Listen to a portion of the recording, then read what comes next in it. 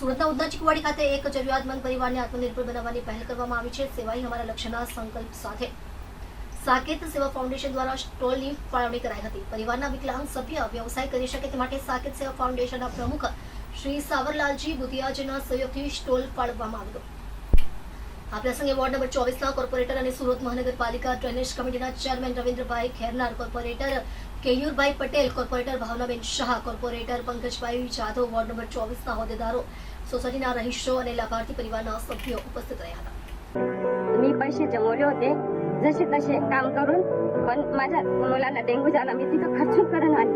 मी काकाकडे गेली की काका असं असं झालं, मग काकाने माझ्या एका शब्दावर काम केलं. देवासारखेच आहे.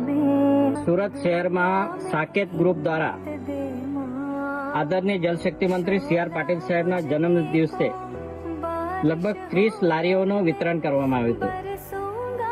હમણાં 4 દિવસ પહેલા આ માલુબેન, એનો બાળક દિવ્યાંગ છે, 21 વર્ષનો છે.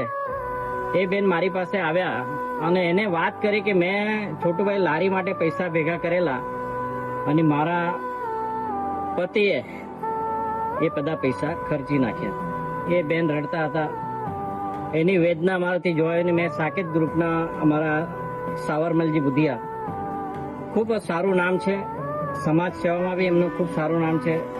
જગ્યા જગ્યા પર તમે પાણીની પરબ જે જો છો, મોટી હાઇટ વાળી પાણીની બોટલની સાઈઝમાં, એ પણ સાકેત ગ્રુપ દ્વારા જ દરેક જગ્યાએ આપવામાં આવ્યું છે. અને મેં એમને એક રજૂઆત કરેલી કે સિવિલના પોસ્ટમોર્ટમ રૂમ પાસે એક પાણીની પરબ આપણે કરવાની છે અને એમને તરત તૈયાર કરીને ત્યાં 2-3 દિવસમાં લગાડવાની વ્યવસ્થા કરી છે. એ પાણીની પરબ પણ 3 લાખ રૂપિયામાં એક તૈયાર થાય છે. એવા સેવાભાવી સાકેત ગ્રુપના સાવરમલ બુધિયાજીને હું ખૂબ ખૂબ શુભેચ્છા પાઠવું છું, કેમ કે એ સતત દિવ્યાંગો માટે, મેં પરમ દિવસે વાત કરીને આજે એમને ચીકવાડી ખાતે આ લારી મોકલી આપી અને એમને કીધું છે કે આવો કોઈ જરૂરિયાતમંદ આવે તમારી પાસે મને કહેજો, આપણે એને મદદરૂપ થઈશું. આવા સેવાભાવી લોકો આપણા સુરત શહેરમાં ઘણા બધા છે. અમે તો ખાલી નિમિત્ત છે, અમે નિમિત્ત બનીએ છીએ કોઈના મદદરૂપ થવા માટે.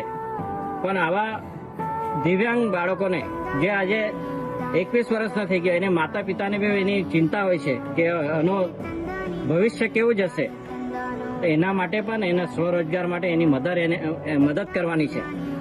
તો હું એને ખૂબ ખૂબ શુભેચ્છા પાઠવું છું કે એ સારી રીતે આ લારી પર જે પણ કોઈ બિઝનેસ કરવાનો હોય એ કરે. અને અમારી કોઈ પણ જરૂર હોય બેન, અમે તમારી સાથે છે, ગમે ત્યારે તમે અમને કહેજો.